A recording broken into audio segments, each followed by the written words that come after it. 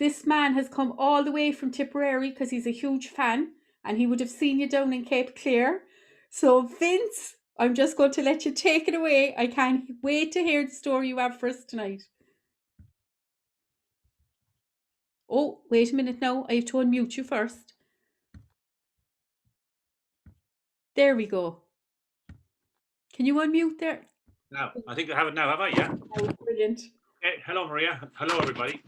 Oh, Yeah, all looking very good from here down in Tipperary. Well done, girls. That was beautiful.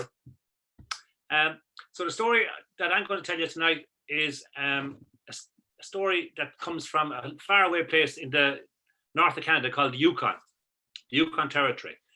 And the year is 1899. And the story is based in the only town that's in that region at that time, and it was called Dawson Town.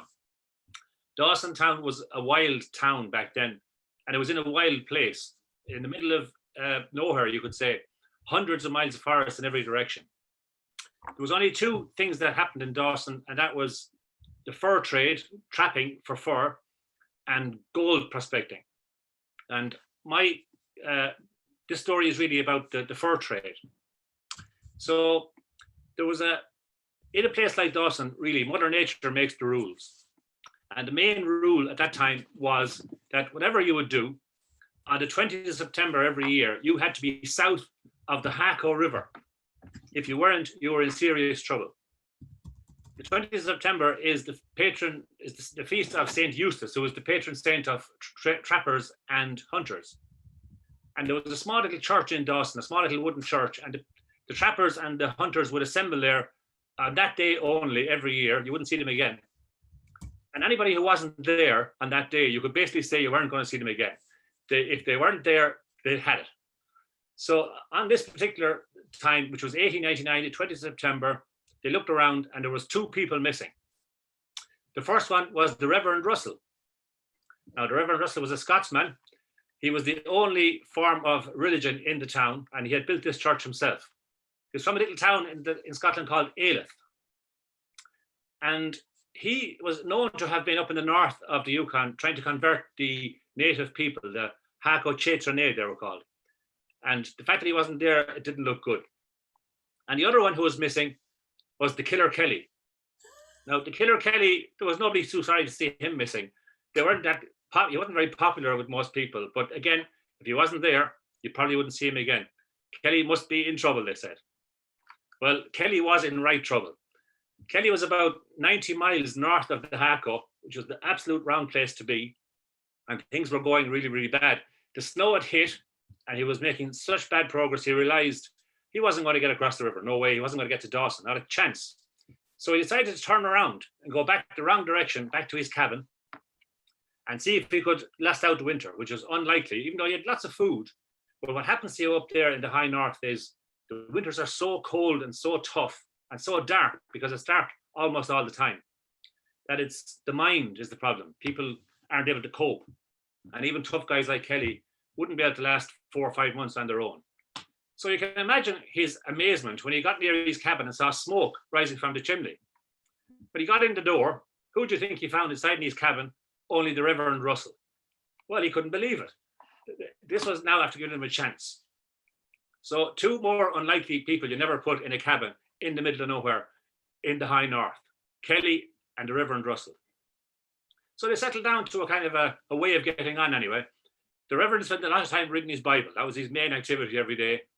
And Kelly used to sharpen his knives a lot, and he'd smoke these awful cigarettes that he had. And he'd always be appealing to the Reverend to play an old game of poker with him. The Reverend would always refuse. But as time went on, the Reverend kind of relented a bit, and he thought, okay, sure, the poor old devil, I'll have a few games with him. It might help him out. So two things happened when he played the first game of poker, straight away. The first one was he couldn't believe how much he loved it. Wow, absolutely loved it. Never tried it before, love it. And the second thing was he couldn't believe how good he was. He was so good. Kelly was supposed to be a great poker player, but the Reverend was to beat him easily, nearly all the time. In fact, he used to have to let him win because it was looking a bit bad. And he'd taken all his money off him the first couple of nights. So he let him win back a bit, and he kept $20 in his pocket for an emergency that might occur. So they settled down to that pattern, and things were going pretty well until the first crisis hit. The crisis was, now Kelly had loads and loads of tobacco, big chunks of tobacco, but papers were very, very scarce. Cigarette papers. And he ran out. Now, you might as well be looking for gold, silver, anything. Paper in the north, in the Yukon, could not be got, except for one place, the Reverend Russell's Bible. Maybe he could persuade him to give him a few papers, just 1 or 2 pages for a start. Not a chance. What blasphemy. Imagine smoking the pages of the Bible. He couldn't think of anything worse that you could do. So the first few days, Kelly lasted out 3 or 4 days, 5 days. And on the 5th morning when he woke up, when the Reverend woke up, he was looking down the barrel of Kelly's gun. I'm afraid I'll have to insist. He said, I need a few pages. Well, the Reverend knew this day would come, and he was a man with a plan. He decided what he would do was he would give Kelly 1 page every day on the grounds that he would not take any pages himself. And he would read the page to Kelly first out loud before he could smoke it. And he chose very carefully. Now, the Bible is full of stories, great stories. So he always chose stories where one half the story was on this page and the other half on the other page. So when he would read the story, he'd start, for instance, David and Goliath. And the Philistines and the Israelites were lined up, and the Goliath walked forward, and David bent down and picked up a small stone and tore out the page. There you go. And you'd love to know the end of the story, but anyway, he got the page. And he'd get about 3 roll-ups out of that. And the next day it was parting of the Red Sea. And the Israelites were going across the Red Sea, and the sea parted, and the Egyptians were coming after him, and they turned around and they were coming into the water, and page gone. What happened next? Who knows? And this went on. Daniel in the lion's den. Oh my God, such great stories, all with no ending. So after about 5 or 6 days, Kelly was really, really starting to, the head was buzzing. What's going to happen? Like all these stories, no endings. And then he woke up one morning, and when the Reverend looked over, here he was thumbing through the Bible himself, trying to find out the ends of the stories. And when he did, of course, he found lots more stories. And after a few days, he was walking around the Bible, and he found quite a lot, reading all these stories. And it was actually quite hard for the Reverend to get hold of the Bible at all. And then a next thing happened. He came across the Psalms. Well, when he came across the Psalms, it all changed. Oh my God, it all seemed to make such sense. He was walking around the cabin with the Bible in his hand, wagging his head over and back and nodding it up and down, and rubbing the beard. Wow, yeah. Oh my goodness, yeah. He was a changed man altogether. The Reverend could hardly get hold of the Bible. So they had started, the poker had been going fairly well. They started off with just the 1 session in the mornings, then 2, and finally we're having 3. And the Reverend was really enjoying those, looking forward to them. But the Bible got so much into the situation with Kelly that the morning session kind of disappeared. And the Reverend really missed it now. He was looking forward to it every morning.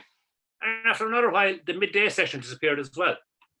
And finally, there was no poker at all. And Kelly declared one day, that's it, no more poker. I'm not having it. It's the work of the devil. And he was smoking his cigarettes away. And another day, then he comes along and he bangs down the cigarettes on the table. And that's it. I'm not taking another page out of that Bible. No more smoking. Well, poor old Reverend Russell. He was absolutely gobsmacked. Like, poker gone. What was he going to do? He was so bored and the days were so long. One day when Kelly had his back turned, he snapped up one of the fags that was left on the table, lit it up and smoked it himself, just for a bit of relief. And he smoked another one that evening and wanted the following morning. And the 3rd day, he thought to himself, well, if I just took 1 page from the book of Samuel, it probably wouldn't make any difference. And he had to tear it out, and he got a few ropes out of it himself. He made his way right through the book of Samuel and started into Deuteronomy. So things were getting harder and harder for him. So finally, after many a day and many a hardship, the thaw came. And it didn't really come fully, but it came a bit, and just enough for the Reverend to make a break. And he made a break for Dawson a bit too early, but he went and he got away with it. And about 10 days later, he got across the river and into Dawson town. I think he went to the church. He did in his hat. Straight into the Malmood Saloon he went, with his $20 that he had from Kelly. Sat down and cleaned the whole place out by the time the night was over. And anyway, he didn't get the first night, he got the second night. By the 3rd night, they wouldn't let him in. Ran him out of town and said, if you come back in here again, it won't be good. A fortnight later, Kelly made his break.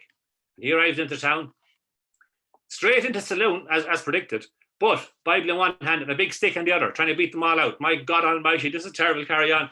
Out, repent, repent. So they threw him out as well. So he went down to the church of St. Eustis and installed himself there and took over the role of his companion that had for many a year. So is there a moral in the story? And there probably isn't a moral in the story, but maybe it's the small things that can make a difference sometimes. It wasn't the hard winter. It wasn't the isolation, the hunger, any of these things. Roll-ups, cigarette papers changed the lives of two men completely. Absolutely changed completely. And I suppose if there's a message in it, just remember, if you ever find yourself up there in the Yukon for any reason, if you're prospecting or if you're getting involved in the fur trade or even if you're just on a cruise, whatever you do, make sure you're south of the Haco River by the 20th of September. You might not be as lucky as the Reverend Russell and the Killer Kelly. Or bring a Bible with you, Vincent, because then you'll be sorted, My father would have loved that story because of the smoking and the roll-ups, and he found it so difficult to give up cigarettes, and I remember him giving them up as a child, and my mother going to him and going, listen, you better start smoking again because you're after turning into, I don't know what. So beautiful story, Vincent. Thank you so much. Lovely to hear you again. Yeah, So I hope you'll be back. Come back again to definitely will, Maria. Yeah. So thank you very much. I'm going to release you now